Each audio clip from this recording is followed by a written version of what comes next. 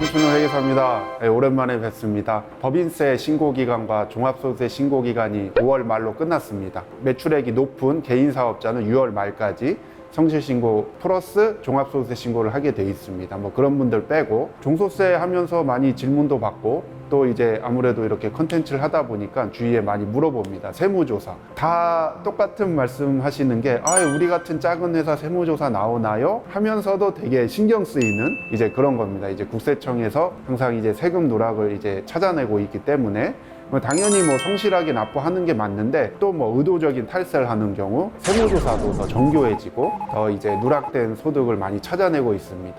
그래서 뭐 그런 것들에 대한 궁금증이 많으시니까 오늘 설명을 드리는데 성실하게 신고를 해야 됩니다. 뭐 세금 내기 싫다고 뭐 이런저런 뭐 과거에부터 뭐 이렇게 있었던 방법들 쓰시는 사장님들 많은데 결국은 다 걸린다. 그냥 성실하게 내는 거 절세, 합법적인 절세 방법을 찾는 게 제일 좋다. 우리나라에 사업자가 몇 개 있을까요? 사업자 등록을 안 했지만 사업소득이 있는 프리랜서를 포함해서 1000만 개고요. 법인은 한 90만 개 있습니다. 국세청은 한 2만 명 정도의 조직입니다. 이제 국세청은 세금 신고한 거를 검증도 하고 이제 확인도 하고 세무조사도 나가고 탈세 제보를 받아서 이제 그거 조사도 하고 그렇습니다. 뭔가 두려운 존재죠. 우리나라 4대 사정기관 중에 하나고 당연히 공권력이 있기 때문에 국세청은 어떻게 그걸 찾아낼까요? 다 일일이 서류를 보고 찾아낼까요? 통계적 기법을 사용합니다. 세금계산서를 매입을 많이 받았는데 매출이 계속 안 잡히고 있다. 매입은 많은데 매출이 없다. 망해야 되는데 안 망하고 계속 간다.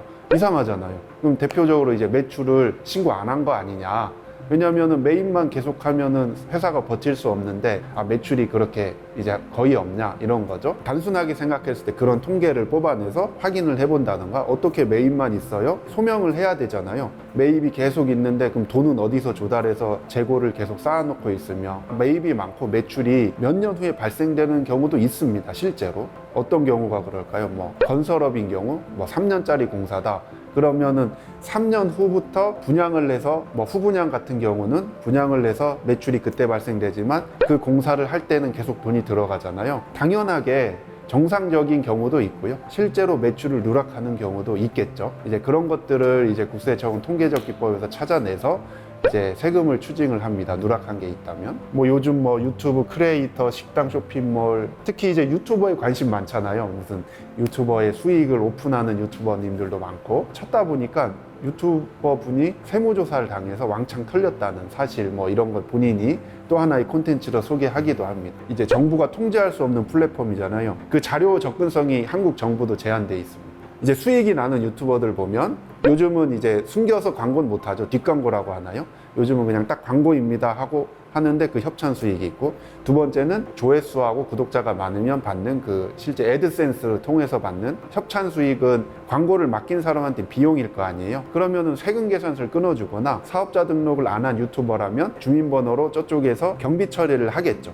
그러면 반대로 저는 매출이 잡힐 거 아니에요. 자, 두 번째, 애드센서에서 들어오는 달러로 들어오는 그 광고 수익은 아무도 몰라요. 구글은 알겠죠. 구글은 줬으니까 돈은 들어오고 사업자 등록은 안 하고, 사업자 등록 안 해도 애드센스에 등록이 과거에 됐었습니다. 사업자 등록을 안 했지만 소득세 신고를 해야 됐는데 그걸 또 누락하고 그렇게 많이 했었어요.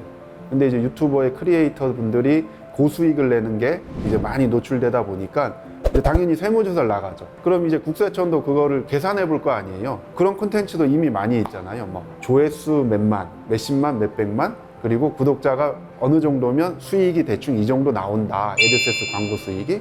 그럼 국세청은 당연히 물어볼 거 아니에요. 뭐 공문을 처음에 날리겠죠. 광고 수익이 어느 정도 예상되는데 종합소득세 신고를 안 하셨네요. 실제 수입이 없는 게 맞나요? 이제 소명을 요청하겠죠. 실제 없다면 정상적으로 통장도 다 보여주고 애드센스 관리자 페이지 다 보여주고 실제 들어온 게 없다. 그럼 오케이 넘어가는 거죠. 근데 실제로 돈을 받았는데 신고를 안 했다. 통장을 보여주고 그 광고의 수익 통계 화면을 보여주면 소득세 누락이 되겠죠. 왕창 세금을 두들겨 맞는 그런 상황이 벌어지게 됩니다. 인스타그램이나 또는 요즘 틱톡도 많이 하고 페이스북 이런데 되게 이제 화려한 뭐 슈퍼카를 타고 다니고, 사실은 국세청에서 그런 것도 다 봅니다. 그러니까 국세청 이제 공무원분들은 탈세를 찾아내기 위해서 노출된 모든 거를 다 확인을 해요. 요즘 크리에이터들이 뭐 광고 협찬도 많이 받고 그 광고 수익을 받는데 신고를 과연 정확히 할까? 그러면 막 2, 3억짜리 차를 막 타고 다니면서 좀 자랑하듯이 그런 게 많지 않습니까? 요즘. 그걸 보면 저 젊은 분은 어떻게 저 돈을 벌었을까?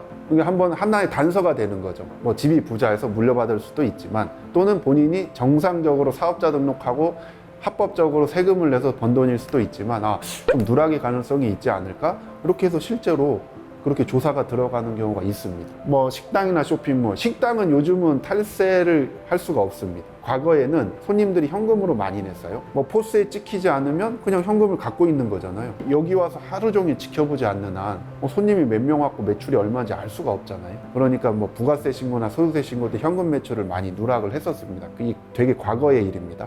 신용카드 제도가 활발하지 않을 때 뭐 한 15년 전. 근데 지금은 거의 95% 이상 카드 매출이에요. 다 카드 쓰잖아요. 또는 현금 영수증을 요구하죠. 전자증빙은 국세청이랑 다 연결이 돼 있어요. 우리가 카드 결제를 하면 그 카드를 결제받은 회사의 그 매출은 국세청에 당연히 연계가 돼 있습니다. 카드 매출을 1,000만 원 했다. 근데 매출 신고를 500만 원 하면 그냥 바로 전산에서 튕겨 나오는 거예요. 이상하다고. 그럼 당연히 확인하겠죠. 뭐 잘못 결제했다니 그걸 소명하면 괜찮고 그럼 돌려줘야 되고 뭐 그런 게 아니라면 또 이게 탈세죠. 사실 탈세라는 거는 의도적으로 과실로 세금을 누락한 거를 총칭해서 탈세고 그 탈세 금액이 3억 원 이상이면 형사건으로 갈 수도 있습니다. 그러니까 금액이 작지만 법으로 엄연하게 탈세면 이게 심각한 거다. 딱 현금 영수증도 또 이제 하나의 이슈가 크게 되고 있어요. 예를 들어 이런 거예요. 자영업 사장님들은 되게 아까웠잖아요. 뭐 탈세가 어떤 위중하고 이런 느낌보다는 세금 너무 많이 뜯기는데 먹고 살기도 힘든데 이거 세금까지 내면 내가 남는 게 뭐 있냐. 그래서 현금으로 받으면 신고를 안 하려는 경향이 있어요. 현금 영수증을 끊어달라고 안 했으면서 영수증 안 끊어줬다고 신고하는 경우가 있고요. 현금 영수증 의무 가입 업종이 있어요. 검색하면 나옵니다. 반드시 현금 영수증을 끊어주게 돼 있고 상대방이 원하지 않더라도 국세청 대표번호가 있어요. 예를 들면 상대방도 나 현금 영수증 됐어요. 010 자기 전화번호 말하고 싶지도 않고 그랬을 때도 끊을 수 있는 그 번호가 있어요. 국세청의 공식 현금 영수증 발급할 수 있는 핸드폰 번호 그걸로 원래 끊어줘야 돼요. 근데 상대방이 안 원하는데 안 끊어줄 거 아니에요. 신고하는 경우 실제 되게 많습니다. 카센터 가서 맡겼어요. 그럼 보통 이런 얘기 하죠. 현금이면 할인해 줄게요. 현금이면 할인해 준다는 의미는 그 사장님 입장에서는 그거를 신고를 안 하겠다는 거잖아요. 신고 똑같이 카드 결제나 이거나 신고 똑같이 하는데 물론 카드 수수료를 아끼려고 하시는 분도 있지만 그거를 똑같이 하는데 세금 다 낼 거 내면서 할인하면 남는 게 줄어들잖아요. 대부분 신고 안 하겠다고 하는데 소비자분들이 신고를 해요. 그럼 신고를 하면 국세청이 신고를 받으면 반드시 확인하게 돼 있잖아요. 매출 신고라도 돼 있으면 그나마 다행. 그리고 현금 영수증 미발급에 대한 과태료만 내면 되는데 이제 매출 신고도 안 했으면 이제 매출이 누락되는 거죠. 매출이 누락되면 무슨 데미지냐? 당연히 소득세, 법인세 낼 거고 부가세 낼 거고 10%에 한 20-30% 내면 되는 게 아니냐. 그렇게 계산이 안 됩니다. 가산세가 있어요. 일부러 했으면 40%까지 1,000만 원을 누락했어요. 고의적이라고 해볼게요. 10% 부가세 있잖아요. 100만 원. 그리고 거기에 40% 가산세 40만 원. 장롱에 집에 가니까 돈다발 쌓아놨다 이런 거 혹시 심심치 않게 요즘도 나오고 있어요. 과거에 되게 많이 나왔었고 그런 분들은 세율이 최고 세율이에요. 45%. 그러면 450 소득세를 누락했으니까 45% 구간이니까 450을 냈는데 또 가산세 있죠? 몇 프로? 가산세 40%. 그럼 얼마예요? 4, 4, 16, 4, 50, 180만 원. 오늘 누락했는데 오늘 걸렸으면 이제 납부 지연이자가 없는데 3년 후에 걸렸어요. 그러면 연 10% 상당의 또 납부불성실 가산세가 합니다. 그냥 그 매출 누락한 만큼 세금으로 다 털린다고 봅니다. 실수든 고의든 이제 탈세라는 건 되게 무서운 겁니다. 무서운 거. 특히 그 중에서 제일 무서운 건 매출 누락이에요. 그러니까 매출 누락이 실수로든 고의든 하면은 그게 만약에 적발이 됐을 때 엄청난 세금 부담이 이루어지고 그게 3억이 넘으면 형사 처벌까지 가는 거예요. 구속도 되고.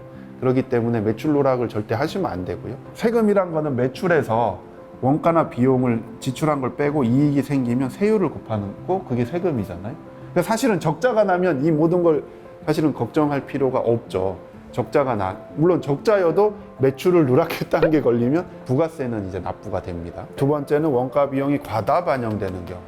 자, 이제 우리가 비용을 씁니다. 비품도 구하고 이렇게 칠판도 사고 내 개인적으로 쓴 거를 경비 처리를 하면 세금이 줄잖아요. 해외여행 갔다 왔는데 그거를 그냥 출장비로 막 경비 처리한다. 사실 그것도 사실관계는 조사해봐야 알 수 있는 거예요. 확인해봐야. 출장을 갔다 온 건지 여행 갔다 온 건지 알 수가 없죠. 그런 경우는 세무조사할 때 이 쓴 비용 내용을 쭉 봅니다. 큰 비용이라든지 뭐 해외에서 결제된 이거 어떤 명목으로 이거를 썼냐 그렇게 물어보게 되는 겁니다. 정상적으로 입증을 못하면 바다 경비로 기반영했던 비용을 빼버리면 이익이 늘어나서 세금이 더 나오겠죠. 마찬가지로 거기에도 뭐 고의적이었으면 40%까지, 이제 단순 실수였으면 10% 정도 가산세가 부과되고, 몇 년간 지연됐으면 납부불성실 가산세라고 해서 사실상 그 연체이자의 성격이죠. 그때 당시 냈었어야 될 건데. 그래서 세무조사는 대부분 이제 이런 식으로 이루어지고, 혼자 하기 어려우면 뭐 저희 같은 세무사 회계사들하고 그런 합법적인 절세 방법을 찾아서 그렇게 적용하는 게 더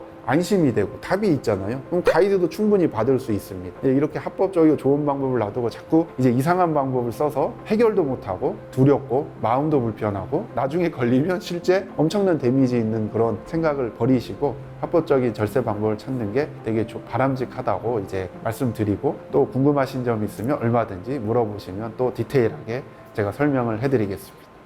감사합니다.